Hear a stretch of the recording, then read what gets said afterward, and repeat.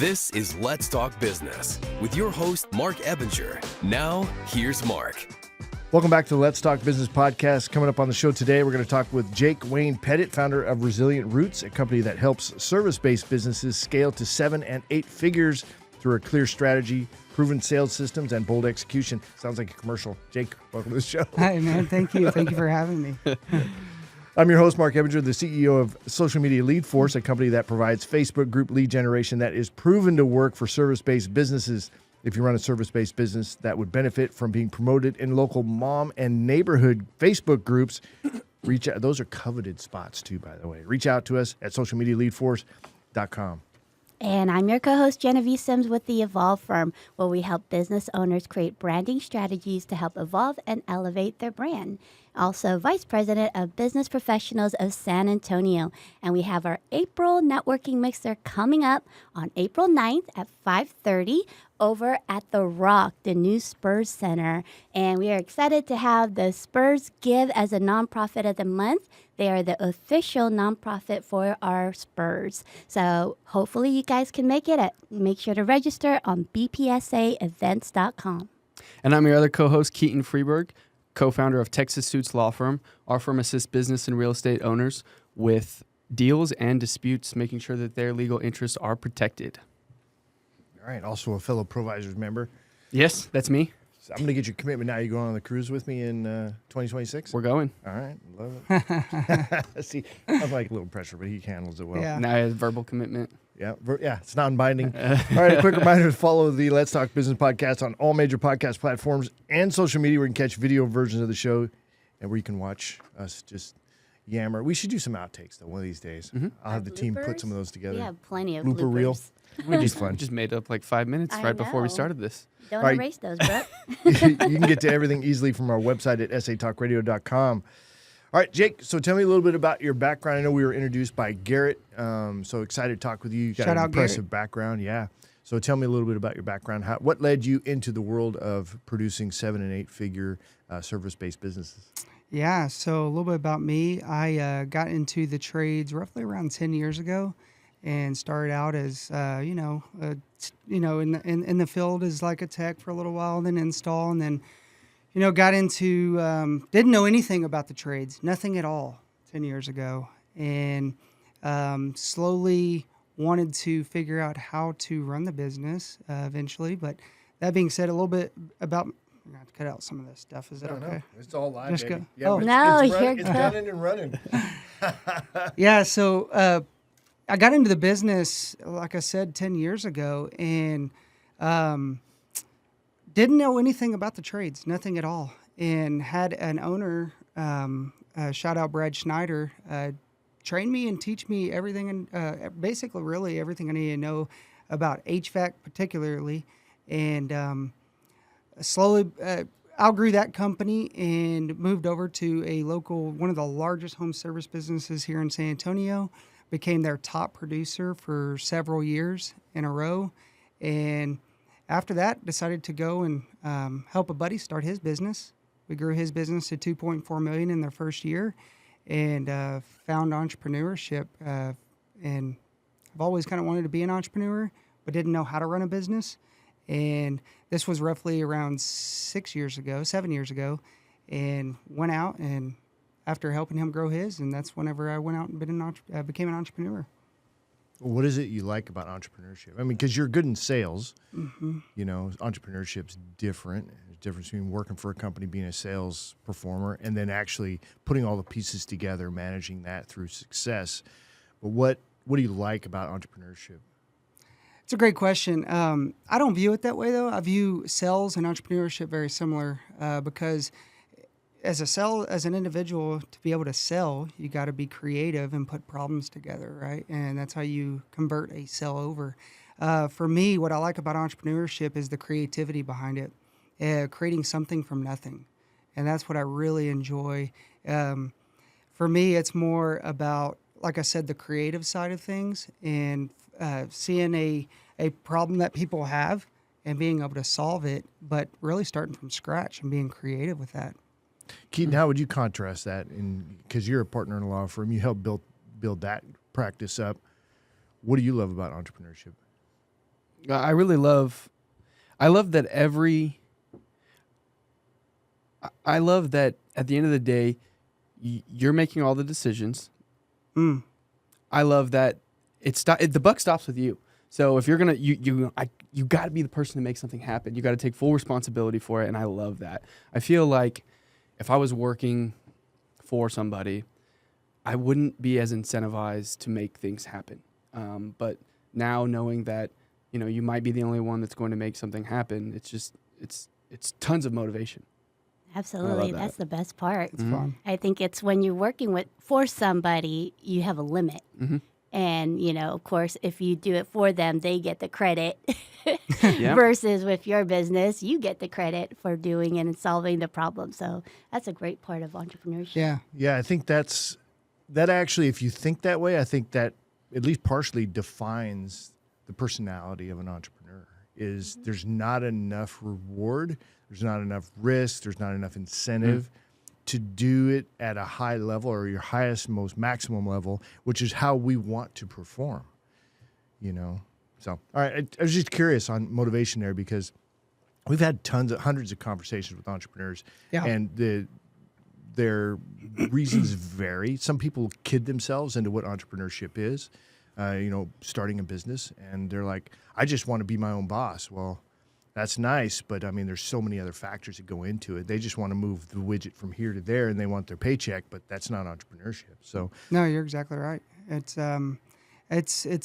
entrepreneurship it's not for everybody either. It's definitely hard. It's not you get the highs and the lows from growing your business, from revenue to not having any revenue. So that's the creative side. That's the thing I like a lot. Yeah, it's constantly solving problems. Exactly. And I also love about being an entrepreneur is being able to provide a job for people, and that weight of responsibility to support people with a job that only supports their family is super satisfying to me. I 100% agree with you. Yeah. It gives me so much satisfaction to know that you could help other people provide for themselves or for their families. I love that. For sure. And the weight, the pressure that you feel from it is actually, I enjoy it. Right. And I want to provide more people with the ability to provide for their families and stuff like that. And that's motivation as well.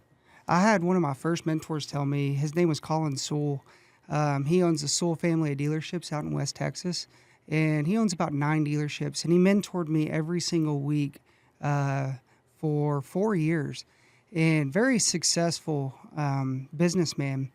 And he told me, he goes, Jake, he goes, a lot of people chase success. Everybody wants success. He goes, but where you get the true satisfaction is going from success to significance.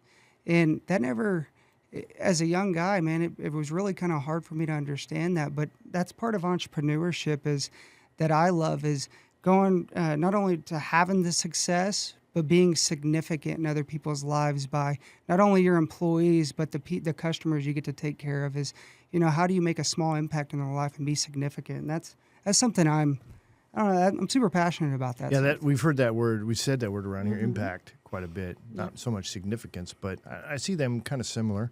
But having impact, that drives me as well. Yeah, like exactly. Even doing. I like to do events, but it's because getting a group of people together. I'm a big networker, but you can have a lot more impact and success and significance when you do it in bulk. When you're doing it in big crowds.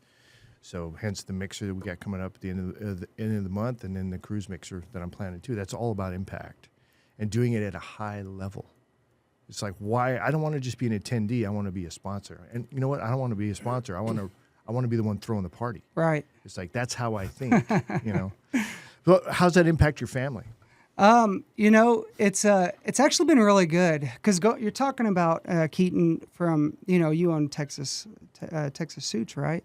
And you're talking about going from a W-2 job and being on your own and stuff like that. So for me, I had a hard time of going to, so it's funny when you think about people who have a W-2 job, and no, shout out to people that do, that's great. We need those people. But for me, it's, I don't like the wake up every morning, go to work, clock in, work all day, and then clock out, go home, spend time with your family, and you find out that you're with these people at work more than you are with your own family.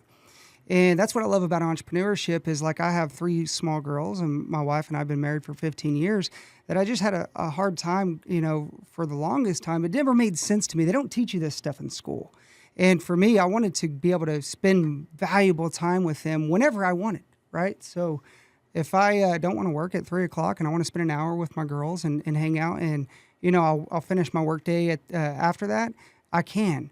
And so for me and my family, it's been super impactful because we not only my wife's my business partner, but we also homeschool our girls because we want to be able to travel wherever we want, when we want, and not answer to anybody. When you said I go to work for 8 hours and I know work people, I immediately thought it's the same thing as school. Yeah, they go to school for 8 hours, and they're more impacted by the teachers and the other students there than they are about the parents, and there's a disconnect there. So I was relating to you, and I homeschooled Brooke the whole way. Oh, did you really? Yeah. We're really unschooled. I mean, it's a different vibe.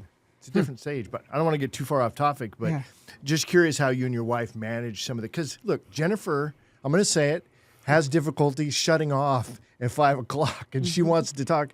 And if by the time I'm on the couch and I want to relax and she wants to talk, well, how, she wants to ask me questions because she's got her laptop on her.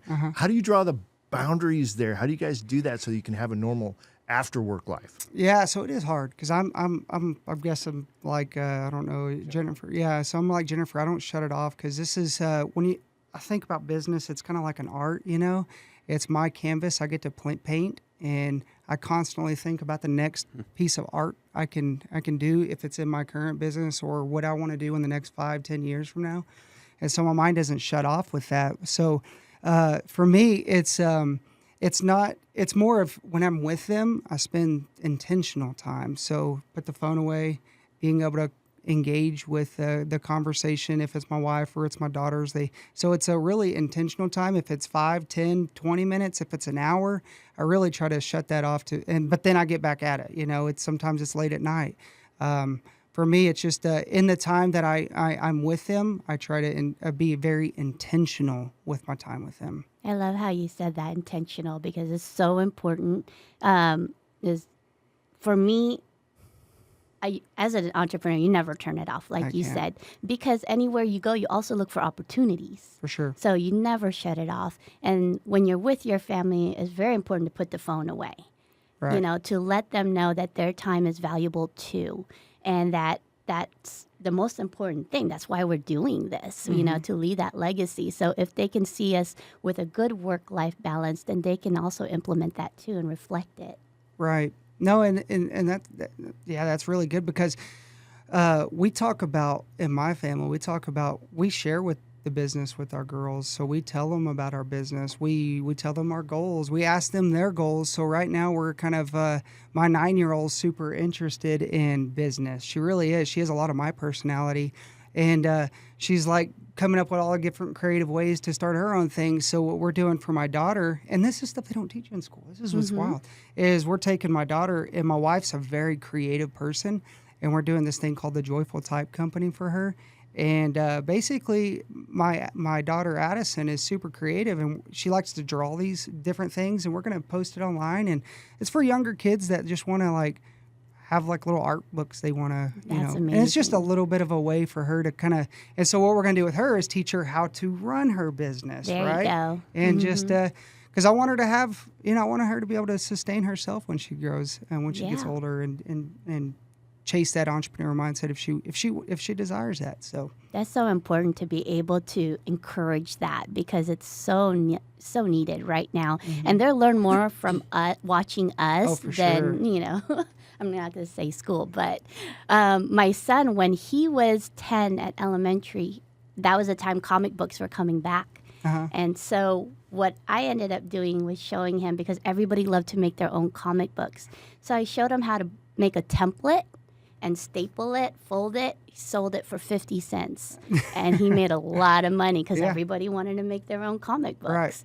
And that was just a small thing. And now he's got 3 businesses. That's amazing. And he's only 14. Wow, that's amazing. It's super cool at 14 years old. Holy cow. I love that. I don't have kids, but whenever I drive home, on both sides of the road, some kid is selling bracelets, one selling lemonade, there's somebody selling cupcakes, and I can't not stop. Oh, yeah. And so I come home and Alana's like, what is all of this? I'm like, I have to, because what if they take it and then what if they do something with it someday? Yeah. Or what if You're going to be such a good dad. Or what if you're the Yeah, only man. customer? He Like is. it's too exciting. So I can't wait till you guys start having kids. I want to see you around your kiddos, man. Oh, it's going to be amazing. I want to adopt you as my dad.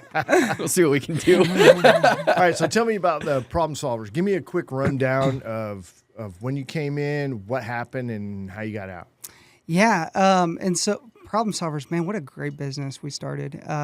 So what we did was one of my great buddies decided to leave a company that him and his dad started to step down as president of that organization, and decided to leave and reached out to me and was like, Jake, let's have some lunch. And we went and had lunch, and he saw that at the time I owned a company called Black Buck Construction and Consulting, and we were just a general contracting company.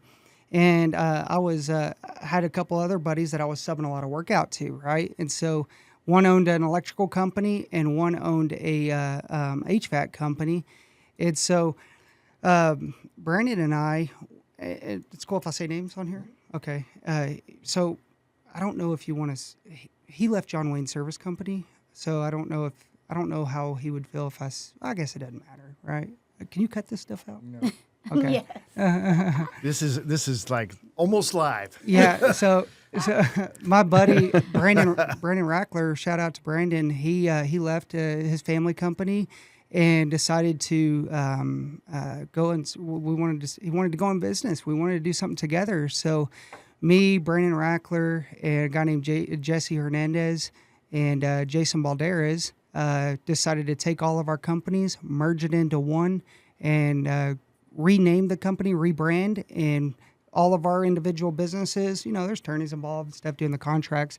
And we merged our companies together and rebranded it and named it the Problem Solvers. And so it was fun. Now, do I recommend people going out and start a company from scratch? And I guess we weren't technically we weren't from scratch, even though we were, because we had to go out to the market and explain to people like, we're the problem solvers. We're not, I would say it was harder because you're talking about bringing all those personalities together. Mm-hmm. It's like herding cats, I would think. Oh, it was. It was, it's very interesting. So these were all trades? These were all trades, yeah. So you merged everybody together. But I imagine there was a huge benefit to that because now you take everybody's client lists and you merge them together, and now you can offer these different services to pre-existing clients. Yeah, so that's exactly what we did. Is we emailed and messaged out to all of our existing client base, and told them about the merger, and then scaled it from there. At that point, because now you're servicing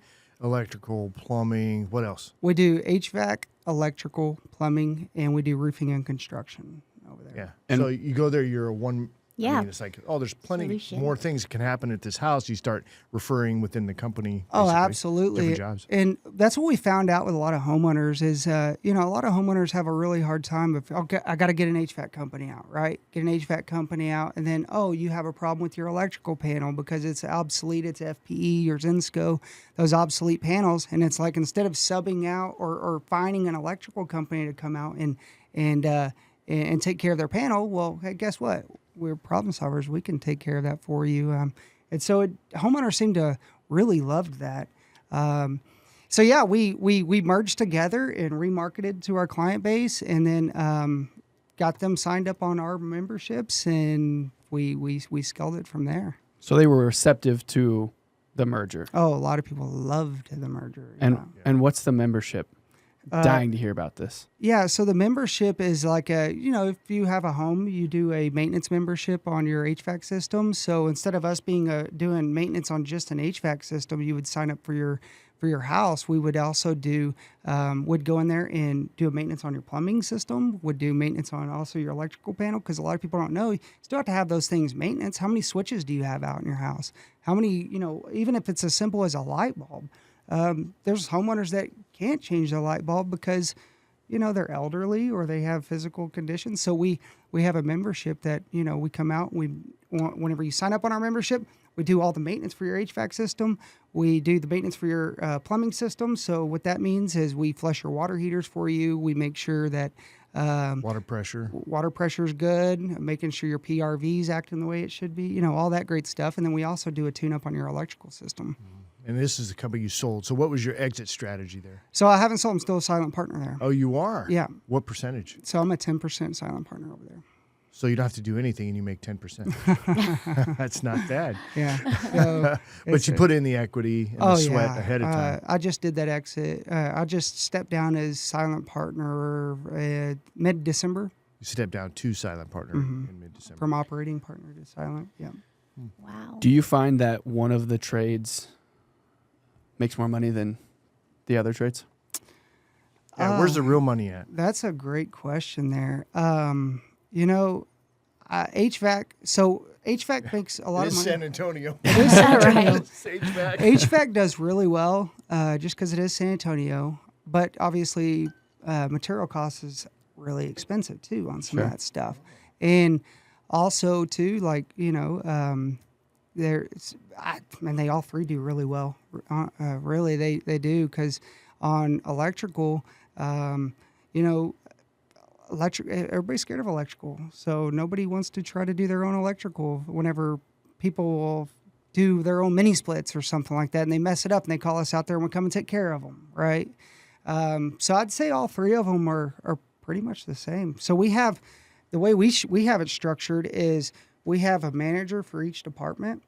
So we have a manager for plumbing, manager for HVAC, a manager for electrical, and then there's technicians and installers that are underneath them. So like when people call in, it's like, hey, I need somebody to come out to my house and maintenance my HVAC system, or hey, I have a service call, or my system's not working. Well, what we do is we send our technician. If it's HVAC, technician goes out to the house, starts building a connection with the homeowner. After building the connection with the homeowner, find out if there's any other problems that they're having in their home, and if it's a plumbing issue. Because most of the time, what we have found out is when a customer calls in for an HVAC or an electrical issue, they've had other issues in their house that are beyond just what they called for. And so our technician will go out there, look at everything for that homeowner, and find out if there's other issues. And if they want, we get a plumbing tech over there, or an HVAC or a electrical tech out there, and take a look at everything that they need in their home. How do you incentivize your techs to cross-sale? So we do give them a payout for that. Okay. So it's we do it's a flat rate is what we call it. Mm-hmm. So we do incentivize them pretty well for that. But at the end of the day, we don't push our techs to sell. What I mean by that is we teach our techs to provide high quality service. Sure. If you provide high quality service, you get a sell. Sure. Right? So our techs aren't out there to push a product on you that you don't need, right? We're there to solve problems, not create them. And so we teach them, provide great service to the homeowner. Ask questions. Find out all the things that are going on in their house that you could help alleviate some of that issue.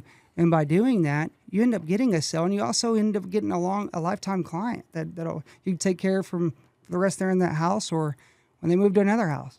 Right? Love that. Well, I'm curious about your process. Are your technicians contracted out, or they're actual employees? Oh, they're actual employees. Yeah, so you have a few. How many do you have per each? So we have 38 technicians now. I think we have more than that now. But there's 10 HVAC techs, 7 technicians, 7 to 10 HVAC techs. We have 5 electricians. These aren't even including install teams. Then we have 5 plumbers as well. So I think that's one of the main things that with service-based businesses is that they contract out. And so you never know who's going to come to your door when they say, oh, we're sending this guy out, and then another person. And then that's kind of a frustrating thing for a homeowner, because you're always talking to somebody else. Yeah. You got to re-explain the whole thing again. And so I was curious about that. No, and great question. And the reason we don't contract out is you got to control the flow of operation. You got to control the quality of work, and you can't do that if you're calling. You can to an extent. And there are some smaller companies that, that works really well for, because it's expensive to have employees, right? It really is. Yeah. So we just wanted to be able to control the type of quality of work that's being put in, and that SOP behind all that service, your standing operating procedures. So we have a whole process for that. We train our techs and all that good stuff. So yeah. I think that's so important. A lot of, buyer behaviors always change, with clientele, but a lot of people are now looking into that to make sure they're actually your employees Right. versus contractors, just because of the liability part And- also. Yeah, and then real quick on the problem solvers too. Is it okay if I continue? Okay, so real quick on the problem solvers is, man, I loved what we created over there. That business, it's super awesome business. It's fun too, but we wanted to be a little bit different for our employees in our core values. So you'll hear like some companies will say, "Hey, I want quality. I want a great customer service, whatever." So we created core values that's like family first, quality over quantity, be accountable, live with integrity. So some of those are super important to us, because we want to be able to give that back to our employees. That like, hey, if we take care of you guys really, really well, you're paid well and take care of you. Give you time off, because in the home service industry, it's super difficult. You're working all the time.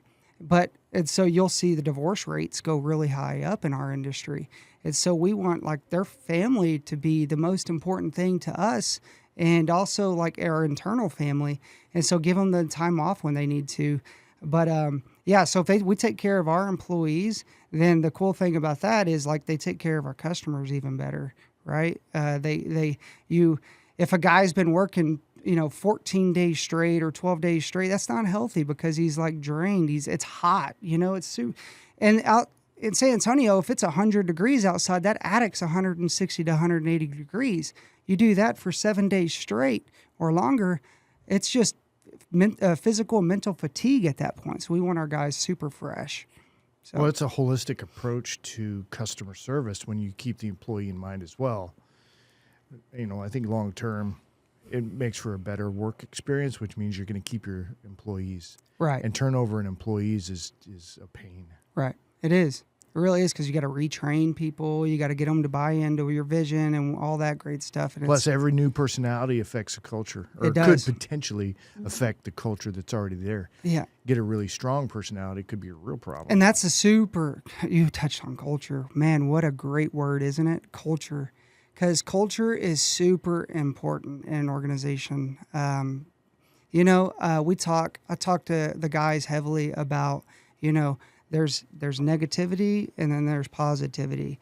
And you think about negativity it's like a cancer in your organization. It can really destroy. Absolutely. It's like a cancer. It'll destroy every single thing that you've worked super hard for. So Locusts. yeah, we gotta how we do culture at the problem solvers. And I know we're talking heavily about problem solver. I'd like to get into resilient roots and stuff like that here in a minute That's too next. as well.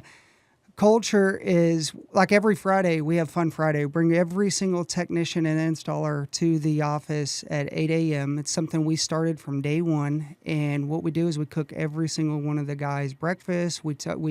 Then we talk about the wins for the week, maybe like a client that we served that was super impactful for our technicians, to, some of the things that we could work better on and we can improve. And we bring everybody in and we cook breakfast, we celebrate, we have a good time, and it's about an hour long, and then we send everybody out and go and serve the community. These are factors that will come up when headhunters come up looking for techs, Right.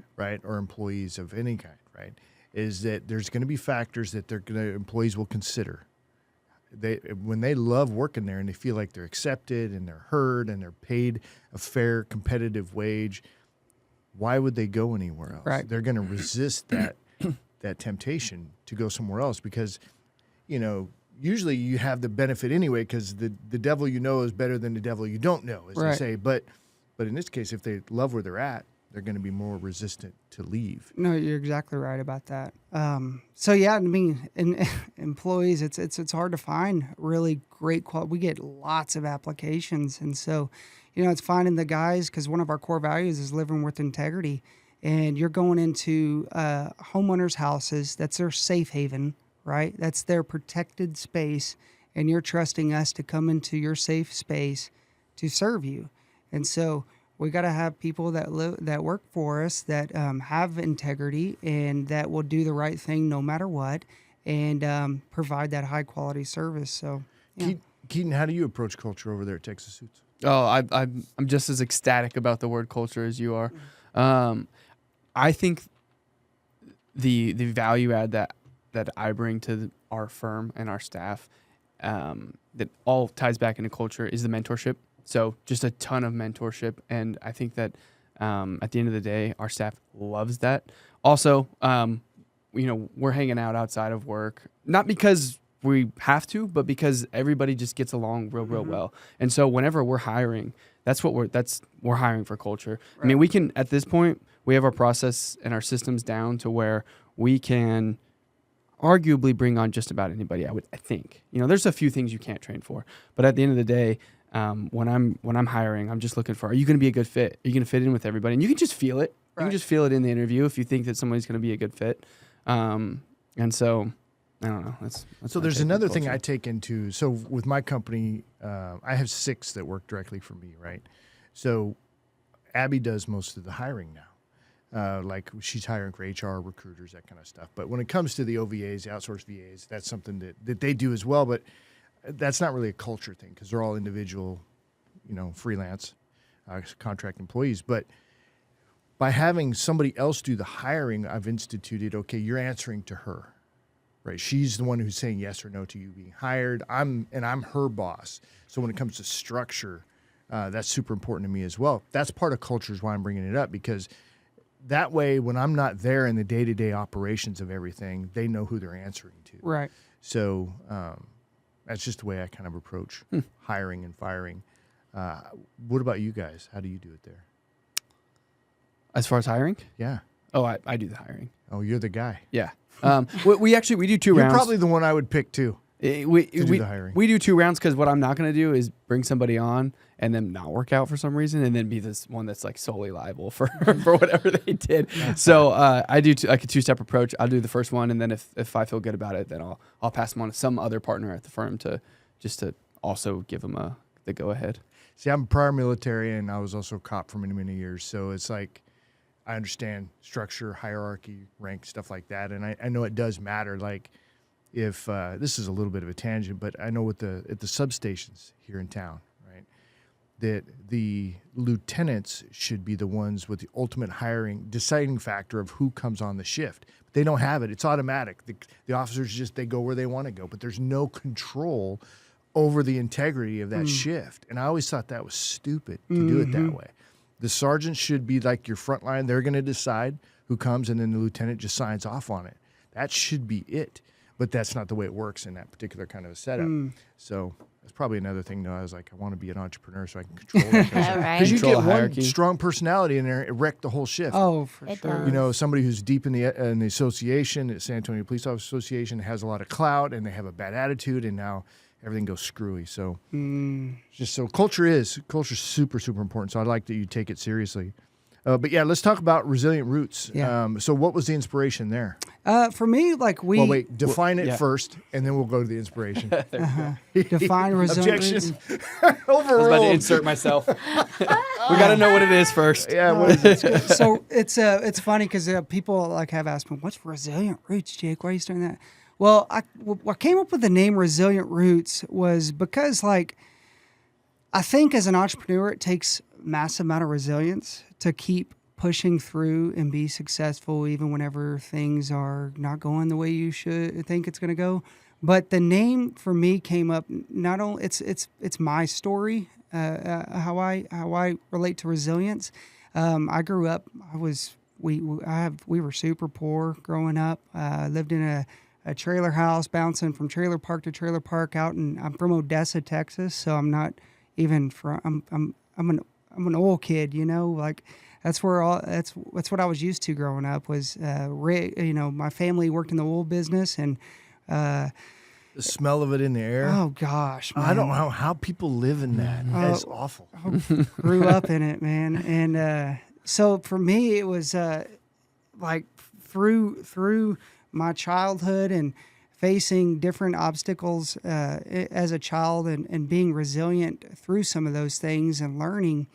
Also in my marriage too, like, marriage, I love my wife to death, but marriage is sometimes hard. It's just like having business partners. So you got to be able to fight through it, to stick together, to, continue fighting for each other sometimes, and whenever life happens to you, right? And so resilience came from that. And I thought it was a great word for just entrepreneurship in general. But the roots is like, it's the foundations that you create for like what you believe in, your core values, your purpose. And that in order to have resilience, you got to have really good roots think about an oak tree, right? An oak tree, they're huge and beautiful. They can be, right? And they're really strong whenever you look at the trunk. But in order to hold that oak tree up, that has to have really solid roots that are really deep and that are fed with great nutrition and water. And that's the way I think about resilient roots is, your core values, and hopefully I'm giving a good explanation of it. But because I was going to take it there if you didn't, Yeah. because the tree won't stand if you don't have a good root system that stabilizes and nourishes the entire plant. You're exactly right about that. And that's the way I think about entrepreneurship is in your resilience through pushing forward. You got to always go back to what's your why. Why are you an entrepreneur? Why do you have the vision of creating and being successful and having significance in other people's lives? Well, it just comes down to my roots of, how I was raised and, the type of life we try to give to our girls. And so that's why I named my organization Resilient Roots. Okay. Now explain, what does it do? So we help entrepreneurs, specifically in the home service business or service-based businesses. Really, it's any business, but service-based businesses scale from where they are now to where they want to be. And what we do is we teach on, I wouldn't even say teach, we coach on more of like the 3 pillars of business: marketing, sales, and operations. And so what I have found that there's usually a war going on with one of those, meaning like people can have great marketing, but they aren't good at sales, meaning converting those leads that you market out to, or they maybe have both those pillars that are really strong, but their operations are really bad, right? So even a more holistic approach, even to marketing, sometimes companies don't even have great branding. Their branding is awful. And some people can argue that brand isn't important because you just need, brand is super important. Like that's your brand awareness. Let's stop right there then. So why do you think branding is so important? And then Jenevy can comment on that because that's her specialty. Yeah, so branding's super important because that tells the story of your organization, who you are. And it's like when they, it's like your name, Mark, or like, why is your name important? Why is Jake's name? Why is Genevieve, right? Genevieve, sorry, Genevieve. Keaton, it's like it's your name for that entity. It's a person, right? So you got to have like a great name, great branding behind the name so it tells the public on who to trust. And so it creates the trust and the awareness to be able to, get leads in, convert those leads into a sale, get those leads into a sale, then you flow it into an operations, however your SOPs look like. Absolutely. So when people don't take their branding seriously, and they don't, we just don't. I mean, we don't understand the importance of it, number one, and then we don't understand how to execute on it, and then what the ultimate value of that is. So that's what I wanted you to comment on. Yes, a lot of business owners don't know there is a difference between your brand and marketing. Branding sets the tone for your marketing. Mm-hmm. Marketing is all the entities that you visually see, your business cards, your print materials, banners, all that stuff.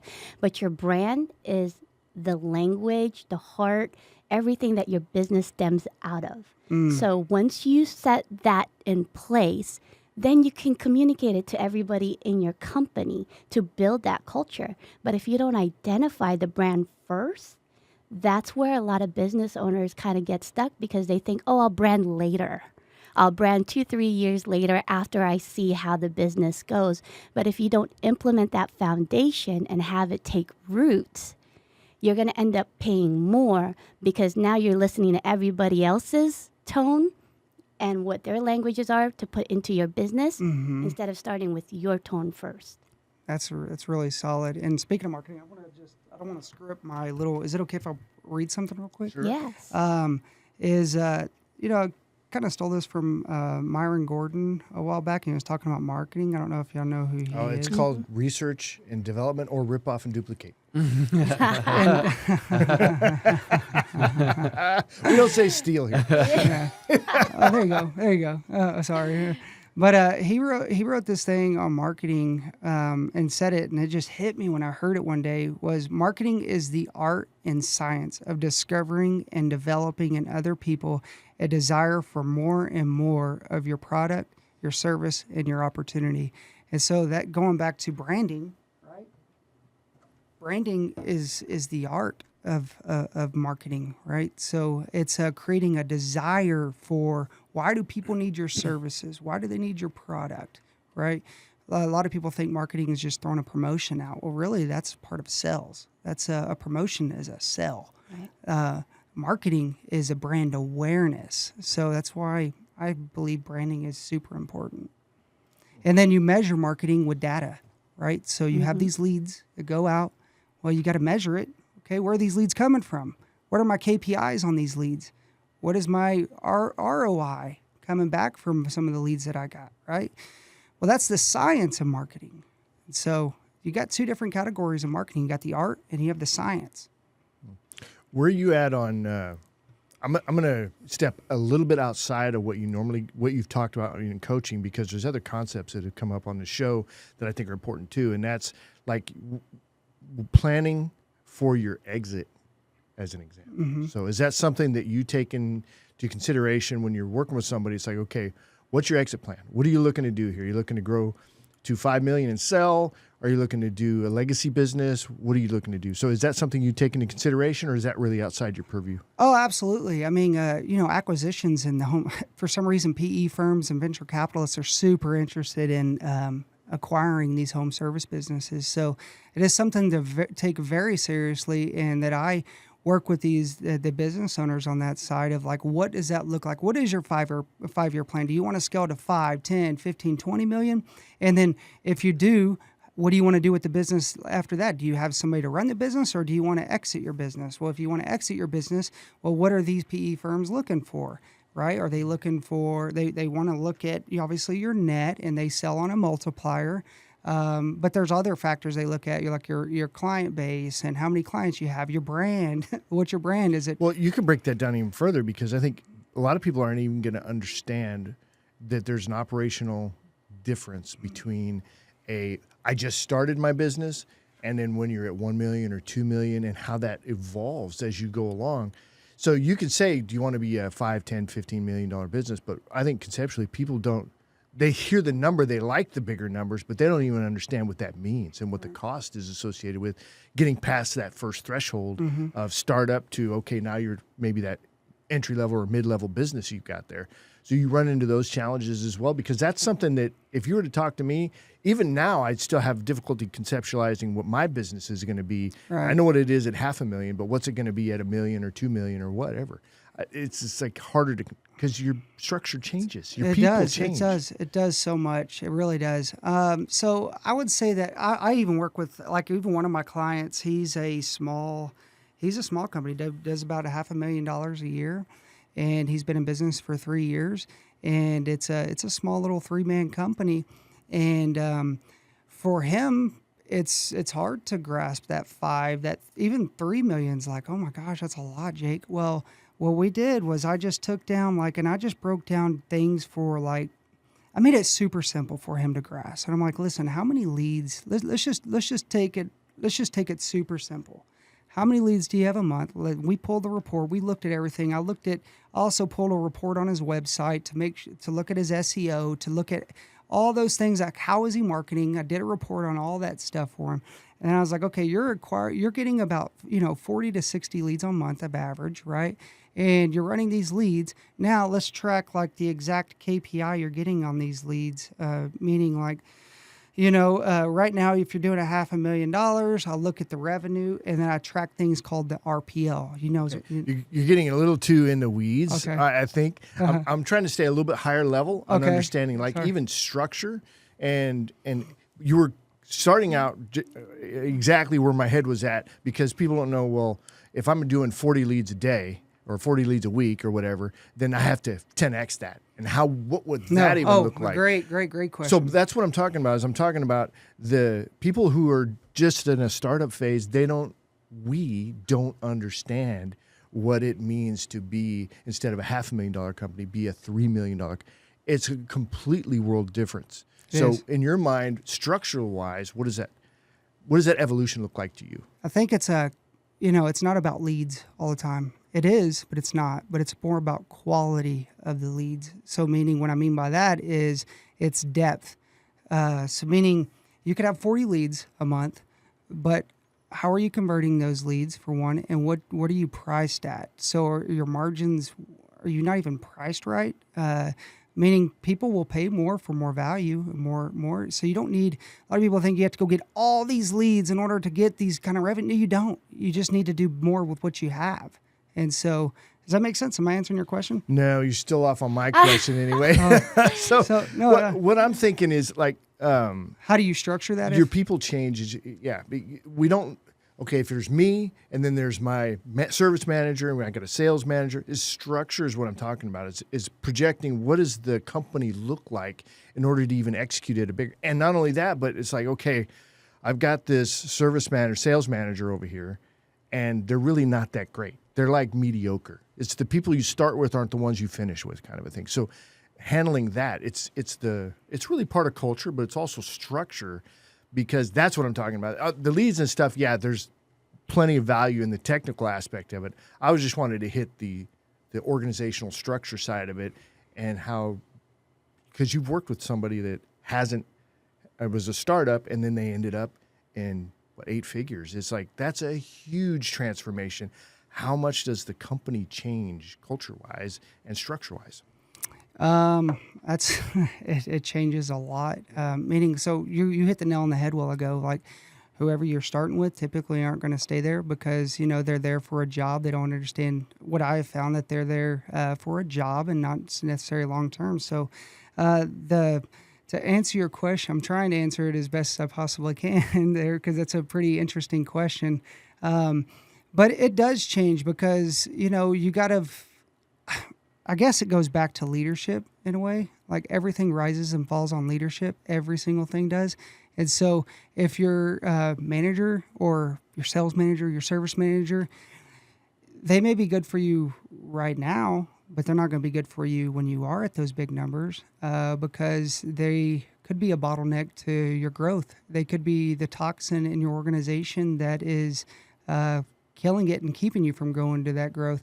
And I don't know if I'm answering your question. No, you are. So look, their ability to execute at that level changes. Because they've never been there and they've never done that. That's right. And now the pressure is higher, the responsibility is more, the demands are more. So this changes. Keaton, have you come into this yet over at Texas Suits, as far as, like, you guys are growing, but at some point it's like certain people are just, as much as you love them, they're not going to be able to do the job at that level that you're getting to. Have you got there yet? Not really. What I've been able to do is move people around to what I believe is the place that they can provide the most value in the organization so far. And it's not to say that we don't get to that point at some point in time, but at this point, we're able to, especially as we really hone in on our niche and on everybody's individual capabilities, I'm able to just kind of shift people into what I think is their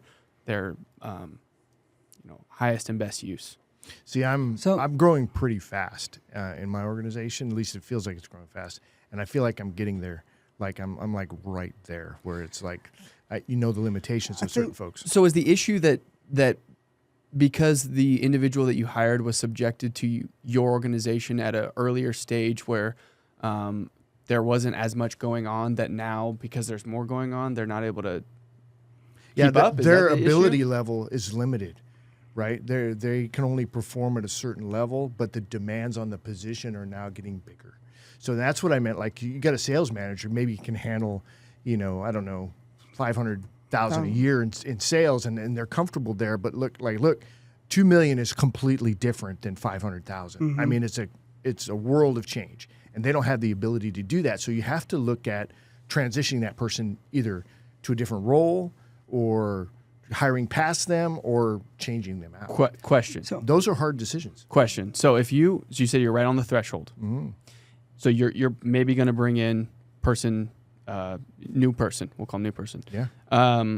If you would have hired new person in the beginning, maybe they took a risk because maybe they weren't getting paid as much or something like that. But they were ultimately who you would hire when you reach that threshold. Do you think that you would still have to transition them out if they were with you in the beginning, or do you think that the existing person? No, if you would have brought the new person on in the very beginning. No, I think if they're qualified for the $1 million growth mark, the $1 million to $2 million growth. Okay. If they're there already, but you don't make those kind of decisions when you're first starting out because you're looking to mitigate costs, right? And I think you you don't can know what you don't know. I have to disagree. I think you can, and I think it goes back to culture. I think if you can develop an awesome culture, and people can see the vision and people can see the growth and where they're going, that you can get somebody that would be that you would hire after you reach a certain threshold sooner. But when Jake comes in to help these folks grow from $500,000 to $11 million, okay, this is something you're going to have to deal with. So I think I'll answer your question, and it's I think I'm understanding what you're exactly asking. So I look at it more of like the personality of it. Have you ever heard the DISC profile? Oh yeah, we use it in our hiring. Yeah, so you gotta understand that individual. You're hiring them. I'm hiring people not to fire them in the future just because I scale. Because part of culture is you got to develop. So everything rises and falls on leadership. Everything. So if you're hiring people for a leadership position, it's your job as the tip of the spear and the leader to develop them, to get them to buy in the vision that you want to create for your organization. But when you're hiring that individual, you got to understand where their weak spots are. So if you don't understand that whenever you're hiring them, then are you hiring that person just because they're good at one thing, or they have the capacity to be able to help you grow in the future? Does that make sense? Oh, you know this, Mark. I'm over here to...